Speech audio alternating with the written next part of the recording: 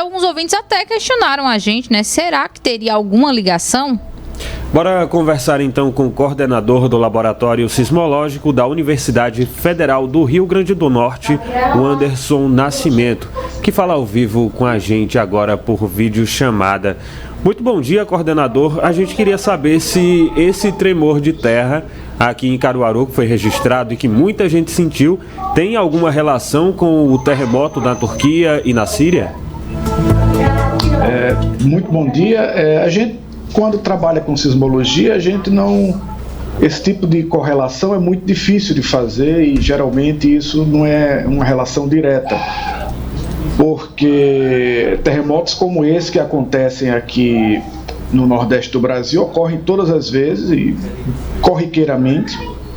E esses terremotos, obviamente, mais devastadores que ocorrem na Turquia, eles são menos frequentes, mas ocorrem.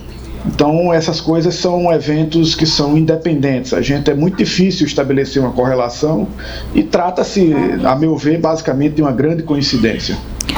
Coordenador, a região aqui tem muitos tremores, né? Mas sempre com intensidades diferentes. Uns mais fortes, outros mais fracos, que todo mundo consegue sentir, outros nem tanto.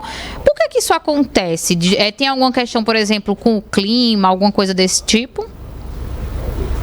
Bom, a hipótese que a gente mais trabalha é aquela que existe certas regiões da crosta da Terra, da parte mais superficial da Terra, em que elas são mais frágeis que outras.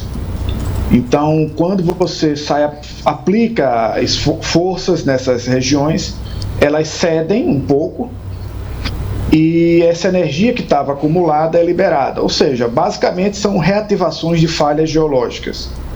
No caso específico de Pernambuco, nessa região do Agreste, essa região de sismicidade coincide com uma estrutura já muito bem mapeada, que é chamada o lineamento Pernambuco.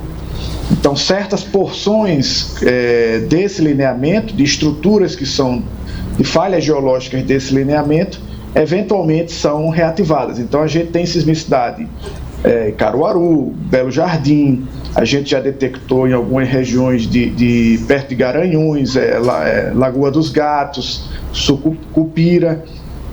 Então, várias regiões dessa porção do Nordeste são suscetíveis a alguns eventos que eventualmente chegam a magnitude 4 ou 4,5. Aderson, existem épocas do ano em que esses tremores de terra acontecem mais e eu queria saber de você também se tem como prever que isso vai acontecer. Olha, alguns tipos de terremotos, não é o caso que a gente acha que na maioria dos casos do Nordeste do Brasil, há na literatura relatos de sismicidade associada com chuva. Mas também é muito comum um certo tipo de sismicidade que é associado com atividades humanas, como mineração, exploração de hidrocarbonetos, alguns casos até construção de edifícios, é muito raro, mas já é relatado na literatura, construção de grandes reservatórios artificiais. Então, algumas atividades humanas, geralmente ligadas à exploração de recursos minerais, ela pode estar associada à sismicidade, isso é relatado na literatura. Em relação a prever terremotos, no sentido de como a gente conhece previsão meteorológica, de dizer quando um evento vai acontecer, com que magnitude, em que local, isso infelizmente não é possível. O que a gente pode fazer é entender, baseado no histórico da sismicidade da região, e fazer medidas de preparo e mitigação dos efeitos. Então a gente pode tranquilizar a população que tudo isso é normal, é um movimento da Terra que acontece normalmente e ninguém precisa se assustar, principalmente por ter sido na mesma semana lá do terremoto da Turquia, né, Aderson?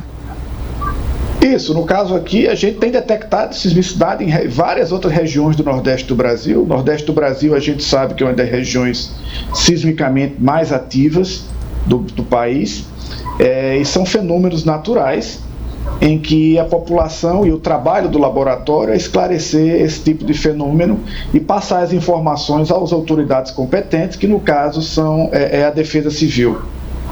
E Aderson, como é que tem sido o monitoramento com relação aos tremores de terra aqui em Caruaru? Esse registro é feito de forma imediata, então se acontece um tremor agora, por exemplo, vocês aí no Rio Grande do Norte já tomam ciência de que isso aconteceu? Sim. Nós temos, o UFRN opera uma rede sismográfica de âmbito regional em todo o Nordeste do Brasil, e essa rede do Nordeste do Brasil, que é operada por nós aqui, ela é parte de uma rede sismográfica nacional, que, do ponto de vista nacional, nós temos cerca de 100 estações sismográficas transmitindo dados para um data center compartilhado com a UFRN, Observatório Nacional, Universidade de São Paulo e Universidade de Brasília. Então, a UFRN opera essas estações no Nordeste do Brasil, e nós temos o nosso próprio data center também. O dado é transmitido para praticamente todas as estações que nós temos, que nós operamos no Nordeste do Brasil, cerca de 21 estações, os dados são transmitidos online para o nosso data center e para o nosso centro de análise. Então, uma análise é feita, primeiramente uma análise feita por uma máquina, é automático, e é revisada por um humano. E aí a gente emite os boletins e as informações que são passadas através dos nossos canais na mídia, no nosso site, e também para a Defesa Civil e órgãos do governo e demais clientes que a gente tem aqui no laboratório. Perfeito, Aderson. A gente agradece muito, torce para que o sucesso do trabalho de vocês seja sempre presente e agradecemos sua participação aqui no Jornal da Cidade. Até a próxima.